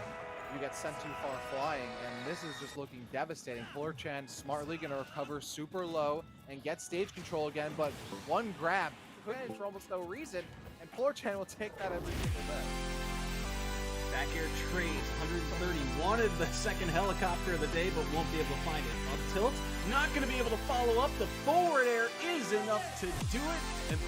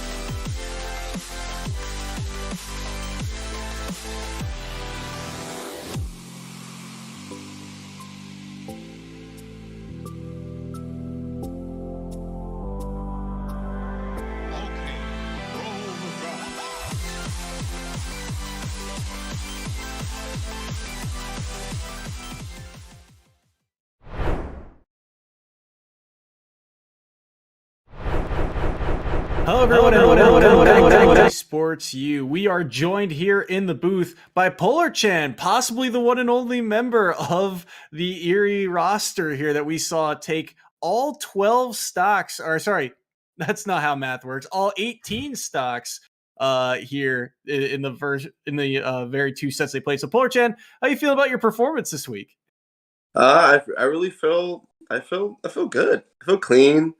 I didn't do much practicing, and sometimes too much practice can oversaturate you. And I took some time off to Smash a little bit, so I'm coming back, missing the game, just ready to just get some W's. Yeah, you were looking really good, man. I mean, your King K. Rool super polished. Even with a little time off, you could tell a lot of this stuff was second nature to you.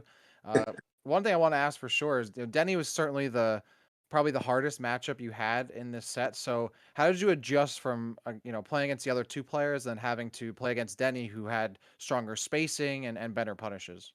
Well, it's just like Smash Bros is kind of like the old Contra or old Mega Man games. Um, the bosses do the same thing. You kind of just beat the boss by figuring out the pattern. And once I figured out Denny's pattern, he grabbed the ledge and he would jump off the ledge and try to like forward B back on, and I would just neutral air, and then watch and repeat, just kind of just watching what they're doing, just not thinking too much about like what I'm going to do to them, just kind of going off what they're trying to do to me and using my cannonballs and crown as kind of like agitators, because I like to think of Smash Bros to be a highly mental game, and if you get flustered, it's going to show in your game performance. Absolutely. It certainly showed. I'm curious what you think. So, I mean, it showed that you were playing very reactive this set. Is that what you think your biggest strength as a player is? What do you think your biggest strength as a player is?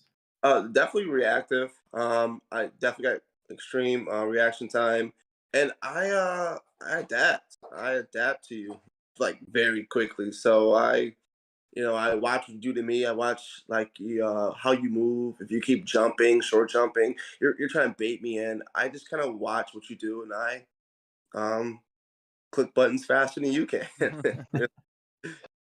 And is King K. Rool the player or character that you've always played with throughout Ultimate, or you've tried other characters? Why King K. Rool? Well, I played Mario since '64. Mario was my main. Okay.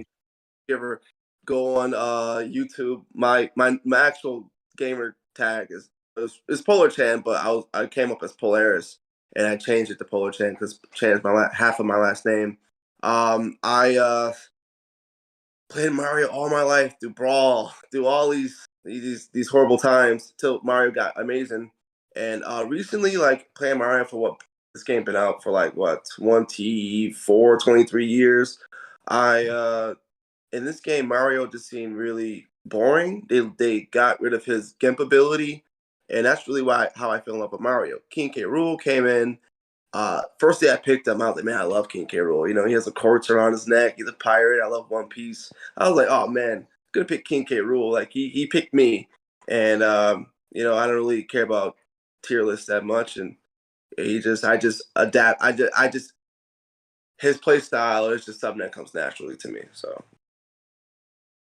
It certainly showed. I'm curious now that you guys have played through 8 games of round robin play. How you feel about your chances moving forward into the postseason? I feel good. Long as there's a team behind me. It's not just me. My team, uh, they stand their P's and Q's and carrots and dot their I's and cross their T's.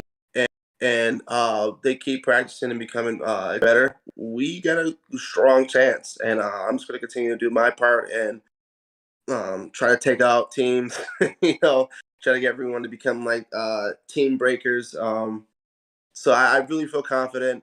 We just gotta just polish our synergy together. But we're a good team, and I look forward to the postseason. We definitely look forward to seeing you in the postseason as well. And I'm curious for you as an individual player. We had like the Smash World Tour announced recently with a bunch of different tournaments. Are we going to potentially see you at any larger or major tournaments throughout 2022? Oh, for sure. Yeah, I'm trying to find some myself. Um, um, I know it's always into that, and school, and I'm a father and everything like that. It's a lot of things going on. Oh, And I love what smashes my heart. Like I gotta go to a major this year. My Kincaid rules has been widening some eyes. So I want to go out and just test them on a larger scale for sure. Buffalo seems. I'm from Buffalo, and our scene is very really tough. So I'm groomed by some really tough guys. Should be very fun to watch. I have a kind of a fun question for you. Between you and your teammates through the 8 games of regular season play, who do you think who do you think improved from those 8 weeks? It's kind of weird because so our Smash team is really small. It's like me and like 3 others, and one other person who's really good is a Pikachu. He goes by the name of Playmaker. He really can make it, and if he makes it, it's more tough. It's like our team's more solid. We got some good guys on the team, some people who want to learn how to play, who want to really be better Smash players. So I'm just trying to light that fire underneath them and make sure they get to that goal. It's a guy, his name is Fenris. He plays a good Isabella, and usually I go first. And if he gets a chance to play, I've seen him do pretty well, and just want to keep that fire lit with these guys. yeah, the fire's definitely there. I mean, you lit a fire under your opponent's team for sure, and they definitely felt that flame. We wrap things up here. Any shout outs you have for anyone on your team, your friends and family? Any shout outs you got? Hey, shout out to Buffalo, Buffalo Smash 716. Shout out to everybody who's making it happen over here. Shout out to the K Rule players in the world. We need another patch. We need another patch. we're hurting out here, but shout out to the heavies in the world, and anybody. Woodley, Maine, I feel you. Yeah.